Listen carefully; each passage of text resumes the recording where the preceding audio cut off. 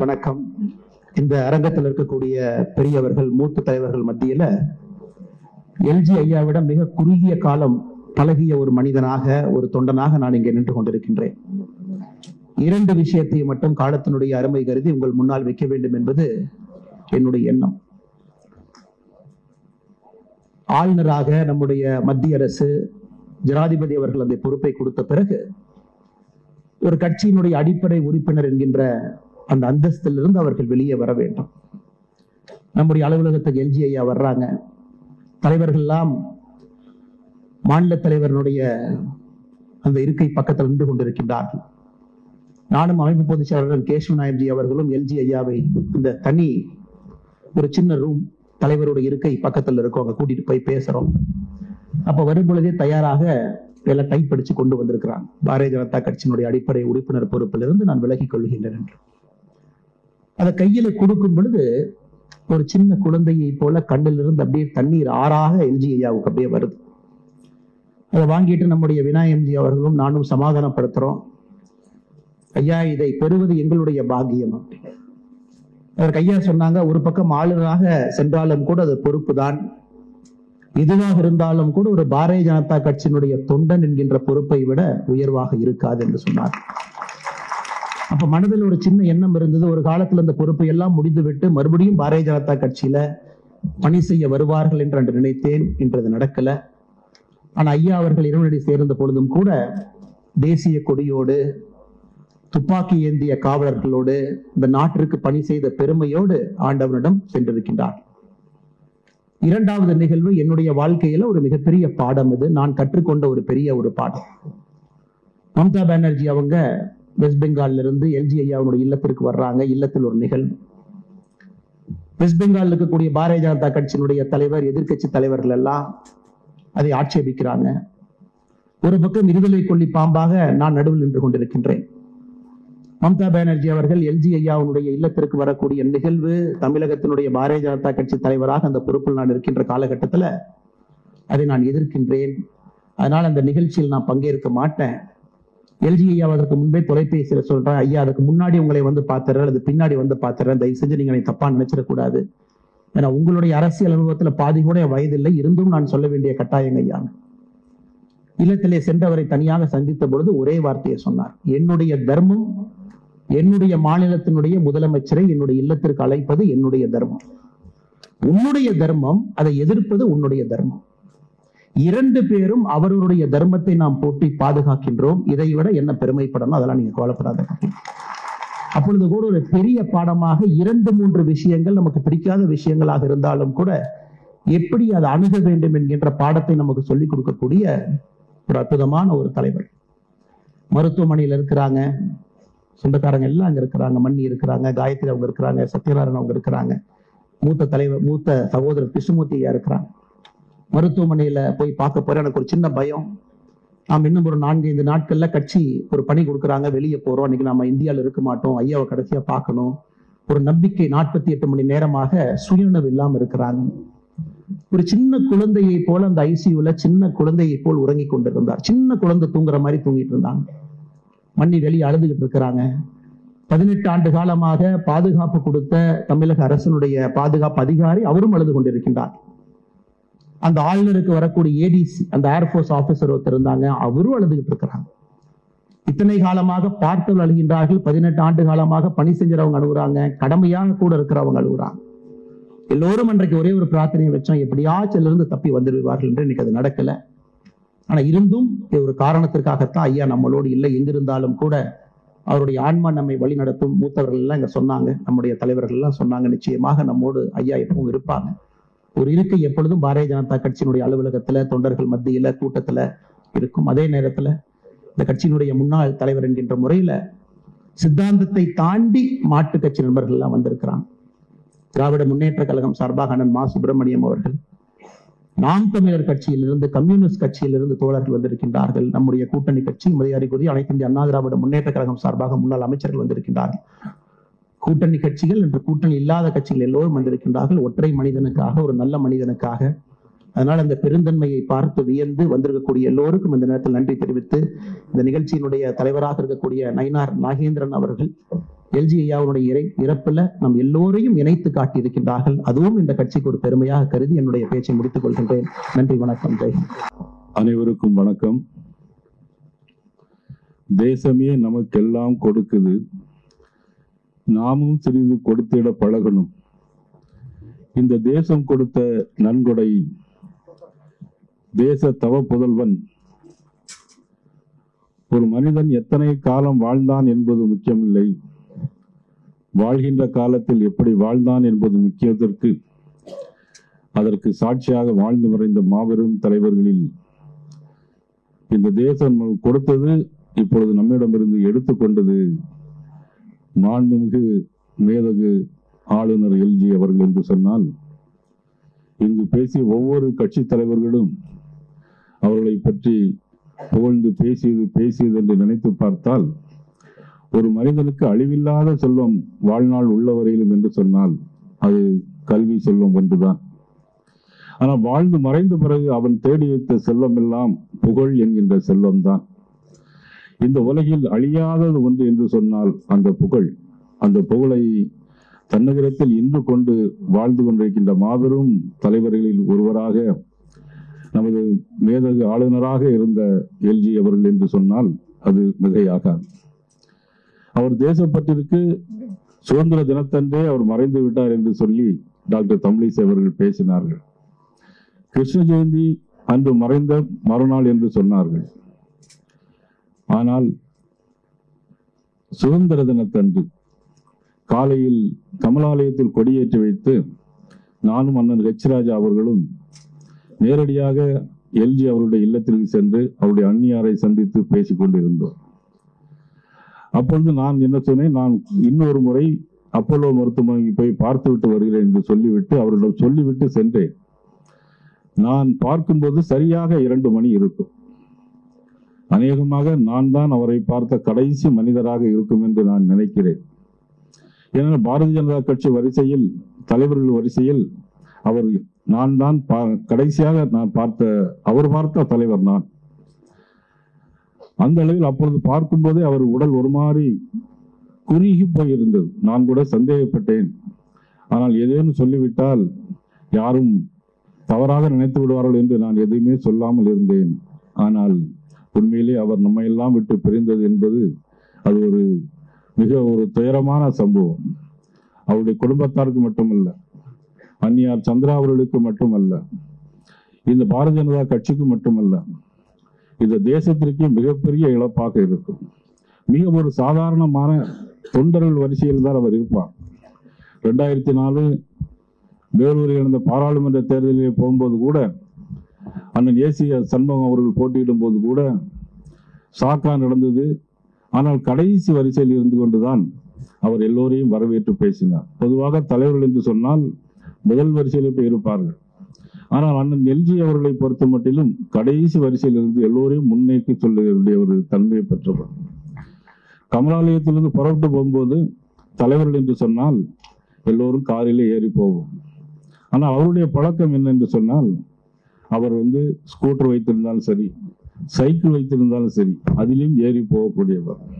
அண்ணன் ஹெச் ராஜா அவர்கள் ஒருமுறை என்னிடம் சொன்னார்கள், இப்பொழுதெல்லாம் நீங்கள் பெரிய தலைவர்கள் எல்லாம் நிறைய பேர் வந்திருக்கிறார்கள், ஆனால் எல்ஜி என்னை சென்னையிலிருந்து போன்ல பேசி காரைக்குடி பஸ் ஸ்டாண்ட்ல நான் சைக்கிளோட நிற்பேன்னு சொல்லி பஸ் ஸ்டாண்டு போர்டெல்லாம் அடையாளம் காட்டி சொல்லு. ஏன்னா அப்பொழுதெல்லாம் செல்போன் கிடையாது, எல்லாம் ரிங் டோன் தான் இருக்கும், அந்த கையில பேசக்கூடிய டங்கால் இருக்கும். அதை சைக்கிளிலேயே கூட்டி போய் பழகக்கூடிய ஒரு மாபெரும் தலைவர். அது மட்டுமல்ல, 1970ஆம் ஆண்டிலிருந்து சங்கத்தில் இருந்து தஞ்சாவூரிலே பணியாற்றி ராஜபாளையம், திருநெல்வேலி, அவர் போகாத குக்கிராமங்களே இல்லை.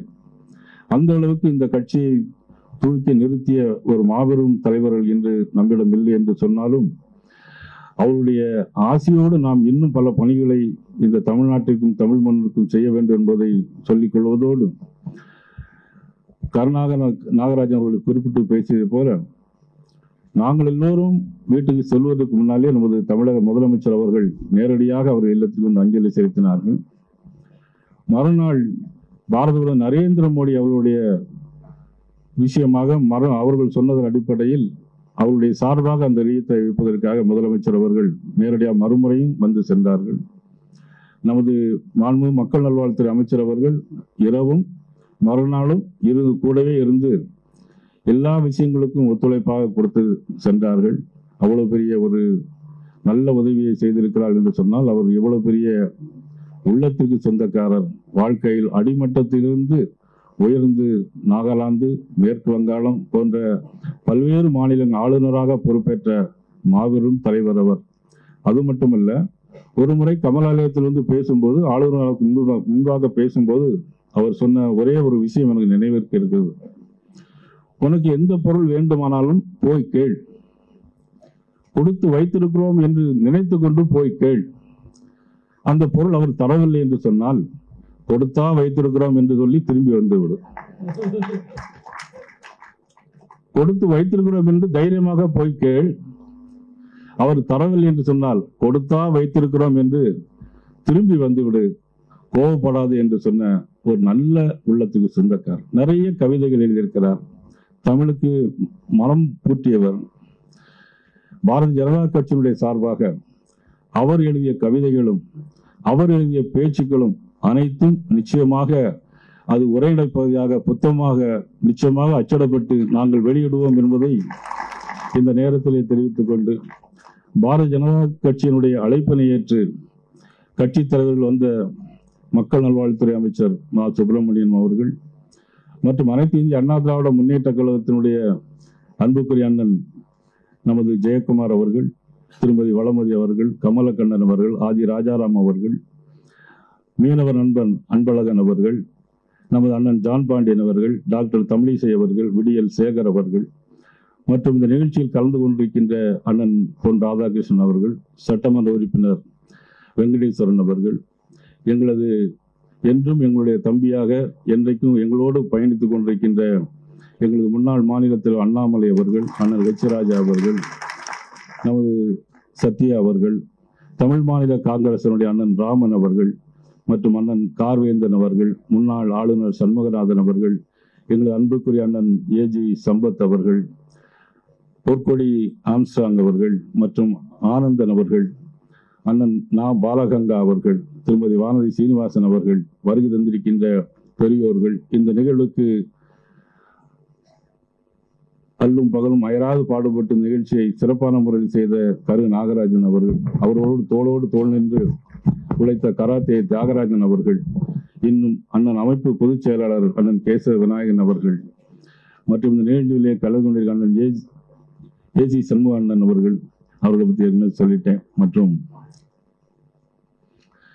இந்த நிகழ்வில் கலந்து கொண்டிருக்கின்ற அனைத்து கட்சி தலைவர்கள், நமது இந்திய கம்யூனிஸ்ட் கட்சியினுடைய அண்ணன் வீரபாண்டியன் அவர்கள் பேசும்போது அழகாக பேசினார்கள். உங்களுடைய கொள்கை வேறு, எங்களுடைய கொள்கை வேறு, இருந்தாலும் ஒரு மனிதனாக உங்களை நாங்கள் நேசித்து இங்கு வந்திருக்கிறோம் என்று சொன்னார்கள். ஆனால் ஒரு விதத்தில் அவர்கள் ஒத்துக்கொண்டார்கள். இந்த தேசத்திற்காக, இந்த தேசத்தில் மட்டும்தான் நாம் ஒருவரை ஒருவர் நேசித்து பேச முடியும் என்கின்ற ஒரு கருத்தை அவர் ஒத்துக்கொண்டார்கள்.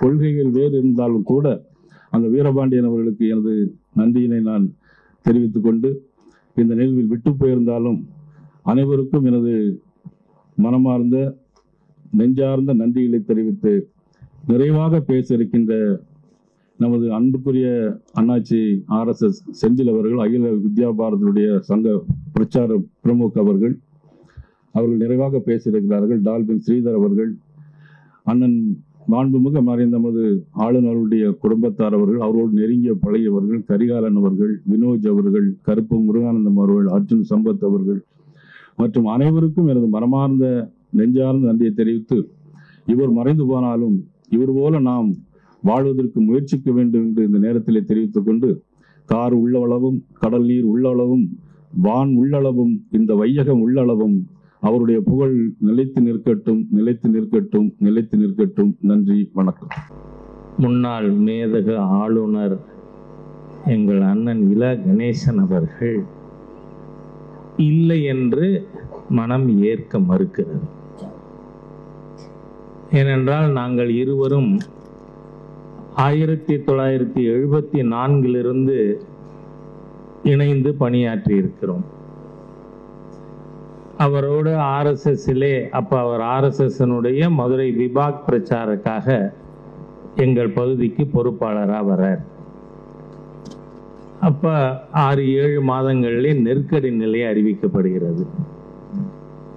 அப்பொழுது தலைமறைவு இயக்கத்திலே அண்ணன் இல கணேசன் அவர்களுக்கு எதிராக வாரண்ட் இருக்கு. அவர் பணியாற்றி கொண்டிருந்த சமயத்தில் எமர்ஜென்சிக்கு எதிராக.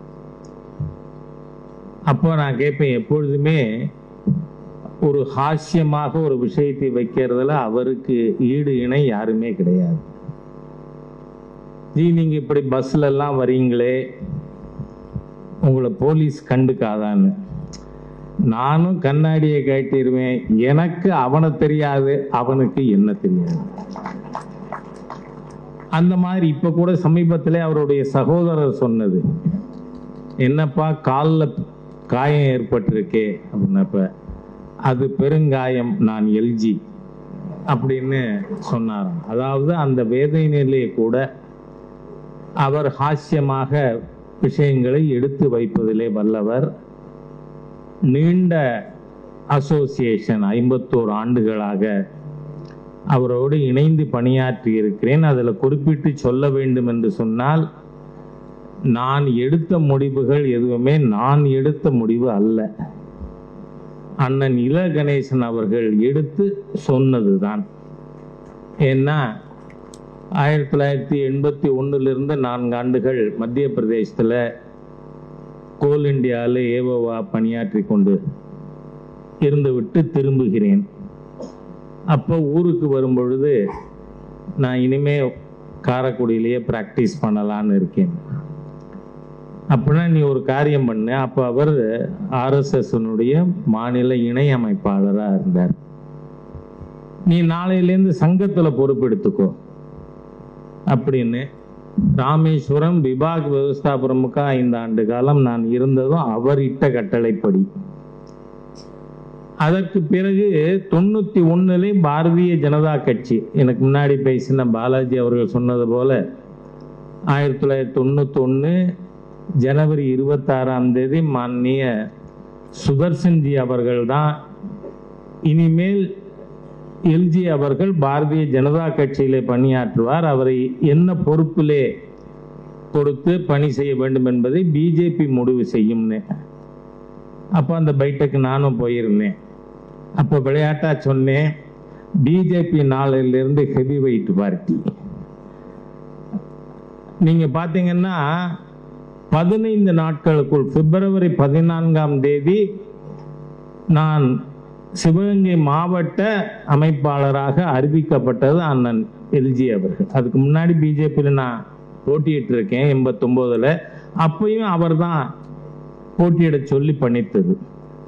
ஆகவே பல்வேறு விஷயங்கள் நாம் சொல்லிக்கொண்டே போக முடியும். எசென்சியலி எல்ஜி ஒரு ஆர்கனைசேஷன் லீடர். நீங்க பார்த்தா தமிழ்நாட்டில் ஒவ்வொரு பகுதியிலிருந்தும் தேடி தேடி ஒருவருக்கு பொறுப்பு கொடுத்து ஒரு டீம் உருவாக்கிய ஒரு பெருமை தமிழக பிஜேபியில் யாருக்காவது உண்டுன்னு சொன்னா அது எக்ஸ்க்ளூசிவ் பிரிவிலேஜ் ஆஃப் எல்ஜி.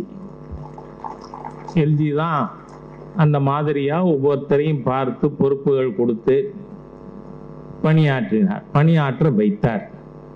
ஏன்னா doing and getting it done ரெண்டுமே இருந்தால் தான் ஒருவர் தலைவராக பரிணமிக்க முடியும். நீங்க பார்த்தா ஒரு நாள் திடீர்னு எல்ஜி வந்து பாரதிய ஜனதா கட்சியின் மாநில மாநாடு நடத்தணும், நீ தான் மாநாட்டு அமைப்பாளர் 95 ஆகஸ்டில். நான் சொன்னேன், நான் 3 மாவட்டம் பொறுப்பா இருக்கேன், மாநில மாநாடு உன்னால முடியும், நீ செய்ய முடியும். அந்த மாதிரியே நீங்க பார்த்தீங்கன்னு சொன்னா ஆர்கனைசேஷன்ல திரு பொன் ராதாகிருஷ்ணன் அவர்கள், நான் இந்த மாதிரியாக மாநிலம் முழுவதும் இருக்கின்ற நிர்வாகிகளை பொறுப்பை கொடுத்து அதை செய்ய வைத்தவர். கட்சியில பயிற்சி முகாம்ங்கிறது நாம் அதை இன்னும் தொடர வேண்டிய அவசியம் இருக்கிறது. பயிற்சி முகாம்கள்ங்கிறதுக்கு முகவரி கொடுத்தார். அப்பையும் பெருமைக்கு சொல்லிக்கல, அதையும் நீ பண்ணுனார். ஆகவே அவர் அந்த மாதிரியாக யாராக இருந்தாலும் அவர்களுக்கு பொறுப்பை கொடுத்து செய்ய வைத்து ஊக்கப்படுத்தி ஒரு டீம் ஆஃப் லீடர்ஷிப்பை தமிழ்நாட்டில் பாரதிய ஜனதா கட்சிக்கு அடித்தளம் போட்டது எல்ஜி அவர்கள் தான். 51 ஆண்டுகளாக எங்கள் வீட்டில் அவர் ஒரு உறுப்பினர், அவர் வீட்டில் நான் ஒரு உறுப்பினர். அதனால எப்போ போனாலும் முதல்ல மன்னி சாப்பிட சொல்லும். அந்த மாதிரி வீட்டில் ஒரு நபராக 51 ஆண்டுகள் நாங்கள் பழகி இருக்கோம். அதனால தான் இன்னமும் ஒத்துக்க முடியலை, எல்ஜி அவர்கள் நம்மிடையே இல்லை என்று நம்மால் ஏற்க முடியவில்லை. ஆனால் அவர் சென்ற அதே பாதையிலே நாம் பயணித்து நம்முடைய சித்தாந்தத்தை வலிமை பெறச் செய்வதுதான் அவருக்கு நாம் செலுத்துகின்ற உண்மையான அஞ்சலி என்று கூறி என்னுடைய உளப்பூர்வமான அஞ்சலியை அண்ணன் இல கணேசன் அவர்களுக்கு சமர்ப்பித்து வார்த்தைகளை நிறைவு செய்கிறேன். வணக்கம். முன்னாள் அமைச்சர் மரியாதைக்குரிய அண்ணன் டாக்டர் ஜெய